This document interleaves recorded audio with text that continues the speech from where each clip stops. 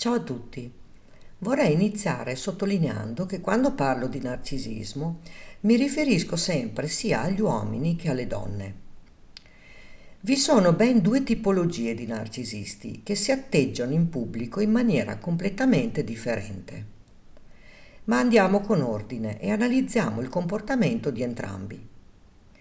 Parto con il presupposto che per i narcisi indossare una maschera è una costante e che i loro modi di fare hanno sempre e comunque un tornaconto.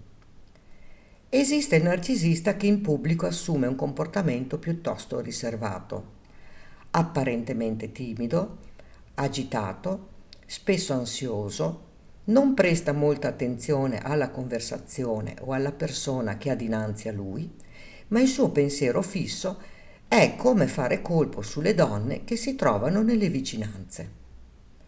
Il suo atteggiamento è alquanto sospettoso, vigile e attento a tutto ciò che accade intorno a lui, ma è anche molto amichevole, rispettoso, comprensivo e disponibile, ovvero sempre pronto ad aiutare gli altri. Questo tipo di narciso mascherato è il più pericoloso, poiché ha saputo giocare bene le sue carte, per il semplice fatto che con il tempo si è costruito una rete di persone che hanno in qualche modo fatto affidamento su di lui, per le quali si è offerto di aiutarle con piacere senza pretendere nulla in cambio. Tutto ciò ha dato al narcisista la possibilità di essere rispettato e valutato come una persona straordinaria. L'altro tipo di narciso si presenta altezzoso, non smette di parlare, ha sempre una parola buona per tutti. Sorridente, solare, divertente, eccentrico, simpatico, spaccone, disponibile, insomma un vero e proprio gentiluomo sempre al centro dell'attenzione. Ma appena gli viene tolta l'attenzione, lo vedrai letteralmente cadere in una sorta di forte imbarazzo. Non dimenticare che i narcisisti hanno una mente diabolica e necessitano di un pubblico che sia testimone delle loro eccezionali abilità e qualità. Prediligono essere venerati, ciò rafforza il loro sé grandioso. Inizialmente mostrano sempre il loro lato migliore, che poi un po' per volta andrà a sgretolarsi, rivelando la loro vera natura, che sarà quella di calpestare chiunque con la massima indifferenza, trascurando i concetti fondamentali del rispetto e della coscienza. La loro psiche è talmente puerile che non riescono a vedere seriamente oltre se stessi e non comprendono che vivere onestamente significa anche godere delle piccole cose della vita. In sintesi, il Narciso sin da piccolo ha inconsapevolmente optato per la simulazione, un comportamento questo che gli ha dato modo di difendersi dai continui abusi che abitualmente subiva dalle figure genitoriali. E ciò comporta far finta di percepire e pensare altro rispetto a quello che realmente percepisce e sente.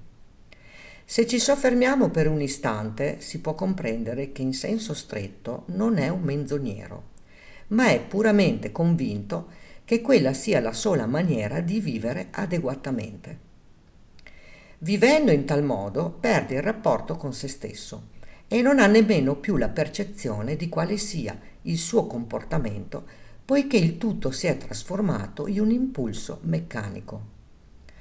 Questa è la ragione per la quale il narcisista non riesce ad essere felice, soddisfatto, sereno e allegro, ma semplicemente crudele. La sua esistenza consiste nel continuare ad interpretare la parte di qualcuno, senza mai poter essere veramente se stesso. Senza contare quando si trova nel bel mezzo della sua rabbia narcisistica, probabilmente dovuta anche al fatto di essere prigioniero della sua stessa gabbia mentale.